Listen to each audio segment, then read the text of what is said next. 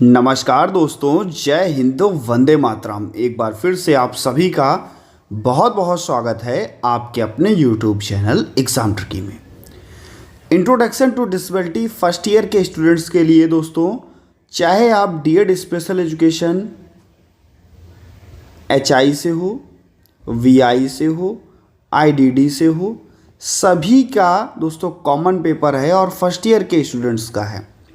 Unit 2 यहाँ पर आज हम लोग चर्चा करेंगे। यूनिट 2 के अंतर्गत हम लोग 2.1 पर बात करेंगे। इसके पहले आपका यूनिट 1 में आपका 1.1 से लेकर के 1.5 तक आपका वीडियोस जो हैं उनको अपलोड कर दिया गया है।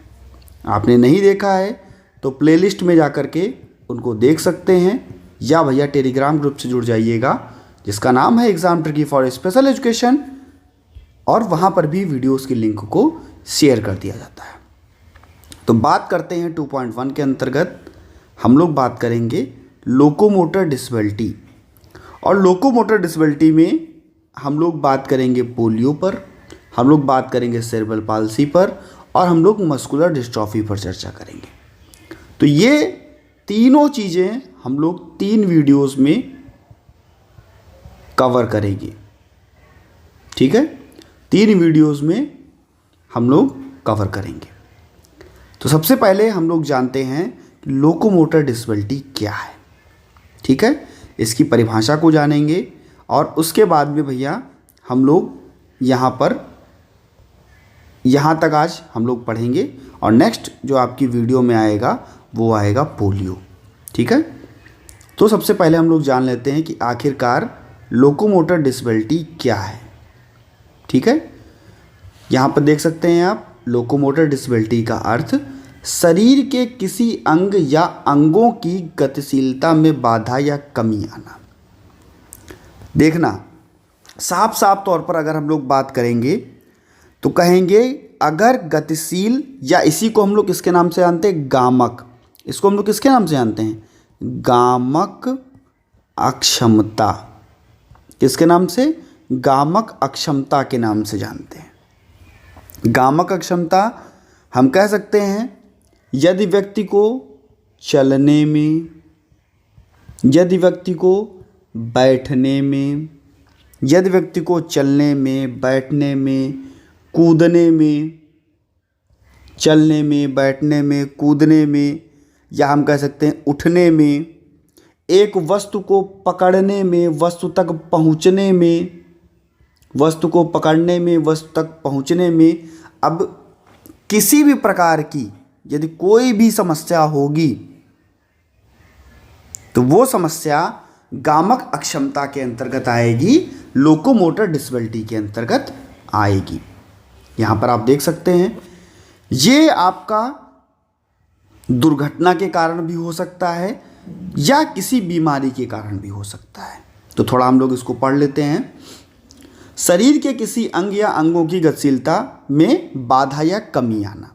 आप देखते होंगे एक पैर नहीं है, एक हाथ नहीं है, हाथ उंगलियां हैं तो कुछ ही उंगलियां हैं, चलने में दिक्कत हो रही है, हड्डियां सही नहीं है, हड्डियां मजबूत नहीं हैं, तो उनको अपने जो ADL की एक्टिविटीज़ होती हैं, activity of daily living, ADL दैनिक जीवन के क्रियाकलाप, उनको करने में कठिनाई होगी। तो ये सारी चीज़ें आपकी किसके अंतर्गत आएंगी, गामक अक्षमता के अंतर्गत आएंगी। आगे थोड़ा पढ़ लेते हैं, जिसमें व्यक्ति को सामान्य रूप से चलने में, उठने में, बैठने में, दैनिक जीवन के क्रियाकलापों को करने में कठिनाई होती है। यह अक्षमता मांसपेशियों, हड्डियों और तंत्रिका तंत्र से संबंधित होती है और इसका प्रभाव शारीरिक गतिविधियों पर पड़ता है। बस जाहिर सी बात है, किसी व्यक्ति के अगर अंगों में कमी होगी, चलने फिरने में दिक्कत होगी, तो कहीं ना कहीं उसकी शारीरिक गतिविधियां प्रभावित होंगी।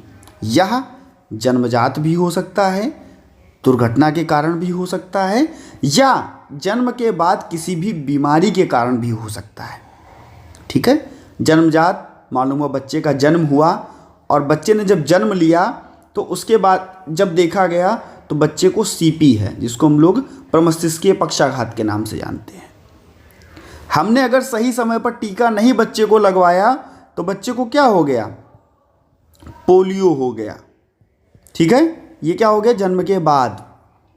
अगर कभी कभार क्या होता है हमें पता नहीं चल पाता और बच्चे को कुछ समय बाद क्या होता है, उसकी हड्डियां कमज़ोर होने लगती, मांसपेशियां कमज़ोर होने लगती हैं, और तब जब हम लोग पूछने जाते हैं डॉक्टर से तो कहता है भाई, डॉक्टर क्या कहता है कि बच्चे को मस्कुलर डिस्ट्रॉफी है, यानी कि मांसपेशीय दुर्विकार है। मांसपेशियों में जो कह सकते हैं छींड़ता है वो बहुत ज़्यादा है, मांसपेशियां धीरे धीरे नष्ट हो रही हैं, ख़त्म हो रही हैं। तो ये भी देखने को मिलता है। तो हमने तीनों चीज़ें आपको बता दी, जन्मजात भी बता दी, दुर्घटना के कारण बता दी, और भैया बीमारी के कारण भी आपको बता दिया गया। अब हम लोग यहाँ पर थोड़ा परिभाषा पर बात कर लेते हैं। परिभाषा आप इसका स्क्रीनशॉट भी ले सकते हैं और हम लोग चलिए पढ़ लेते हैं। तो परिभाषा अभी हम लोग अगर बात करेंगे तो RCI भारतीय पुनर्वास परिषद के अनुसार भी परिभाषा को पढ़ेंगे और आपको इसके बारे में बताएंगे। लेकिन इसके पहले जो ये एक आइडियल परिभाषा है इस पर भी हम लोग चर्चा कर लेते हैं, और PWD की परिभाषा मैंने यहाँ पर रखी भी है। ठीक है, RCI की भी परिभाषा पर चर्चा करेंगे। लोकोमोटर डिसेबिलिटी अक्षमता एक ऐसी अक्षमता स्थिति है जिसमें व्यक्ति का शारीरिक ढांचा या तंत्रिका तंत्र इस प्रकार प्रभावित होता है कि वह सामान्य शारीरिक गतिविधियों को आसानी से नहीं कर पाता, जैसा कि अभी मैंने आपको समझा दिया। और आशा है सभी को समझ में आ गया होगा। आया है समझ में तो तुरंत वीडियो को लाइक करो और बता दो, ठीक है, कि सर समझ में आ रहा है। तो अच्छा लगता है कि आप लोग जब चीज़ों को बताते हो। इसमें व्यक्ति के शरीर के किसी भी अंग, विशेषकर पैर, हाथ और रीढ़ की हड्डी में गतिशीलता प्रभावित होती है। इस अक्षमता के कई प्रकार हो सकते हैं। हड्डियों, जोड़ों की समस्या जैसे आर्थराइटिस या फ्रैक्चर, नसों में तंत्रिका तंत्र संबंधी जैसे पैरालिसिस हुआ, न्यूरोलॉजिकल डिसऑर्डर हुआ।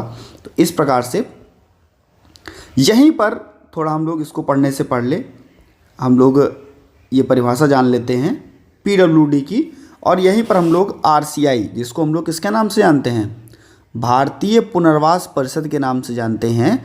RCI 1992 में क्या परिभाषा इन्होंने दी, इन्होंने कहा RCI की परिभाषा क्या है, व्यक्तियों या व्यक्ति की अस्थियों, व्यक्ति की अस्थियों कौमा मांसपेशियों, लिख लीजिएगा। और जब भी आप लोग बैठा कीजिए तो पेन पेंसिल ले करके बैठा कीजिए और साथ में नोट्स भी बनाते रहा कीजिए। व्यक्ति की अस्थियों कौमा मांसपेशियों तथा नसों के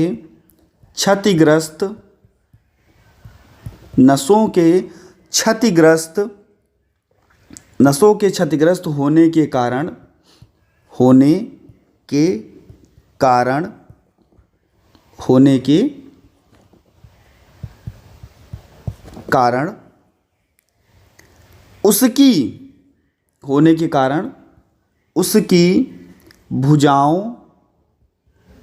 उसकी भुजाओं कौमा अंगों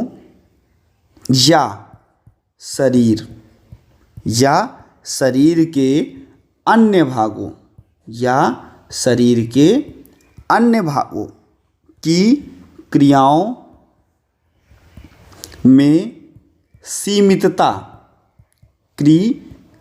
में सीमितता को गामक अक्षमता कहते हैं। इसको लिख लीजिएगा। व्यक्ति की अस्थियों, मांसपेशियों तथा नसों में के क्षतिग्रस्त होने के कारण उसकी भुजाओं, अंगों या शरीर के अन्य भागों की क्रियाओं में सीमितता को ही हम क्या कहते हैं, गामक अक्षमता कहते हैं। ये परिभाषा आपके भारतीय पुनर्वास परिषद 1992 के अनुसार दी गई थी, जो कि गामक अक्षमता की थी। अब हम लोग यहाँ पर मेनली जो हमने हमारी परिभाषा लिखी हुई है 1995 आपका जो PWD एक्ट है, पर्सन विद डिसेबिलिटी एक्ट, ठीक है, इसके बारे में भी आपको मैं पढ़ा चुका ही हूँ। तो इस पर भी हम लोग चर्चा कर लेते हैं। ऐसी स्थायी अक्षमता जो व्यक्ति के हड्डियों, जोड़ों और मांसपेशियों को सामान्य कार्य को प्रभावित करती है।